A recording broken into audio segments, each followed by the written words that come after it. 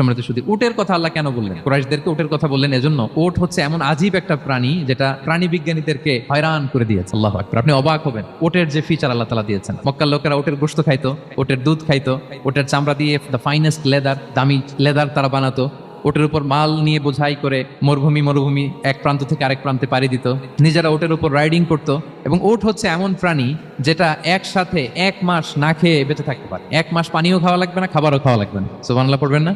এট এ টাইমে একটা ওট, প্রাপ্তবয়স্ক একটা ওট একসাথে 200 লিটার পানি খেয়ে ফেলতে পারে। এবং ওটের পেটের ভিতরে একটা স্পেশাল ওয়াটার চেম্বার আছে, ওই চেম্বারে রেখে দেয়, খেয়ে ওইটারে পাঠায় দেয় না ওদের কিডনিতে। 200 লিটার পানি একবারে খেয়ে স্পেশাল চেম্বারে রেখে দেয়, যখন লাগবে ওইখান থেকে নিয়ে নিয়ে বেঁচে থাকে। 1 মাস না খেয়ে বেঁচে থাকে কি করে? ওটের পিঠে দেখবেন একটা কুজ আছে, একটা উঁচু ওটকে যদি কল্পনা করেন, উপরে একটা কুজ আছে না, এই পুরো কুজটা হচ্ছে চর্বির আধার। তো ওটের যখন খাবার থাকে না মরুভূমিতে, মাসের পর মাস যখন চলে, ওই চর্বি থেকে এনার্জি নিয়ে সে মরুভূমিতে চলে, সে না খেয়েও বাঁচতে পারে। আমাদের চোখের মধ্যে যেমনি একটা পাপড়ি, এরকম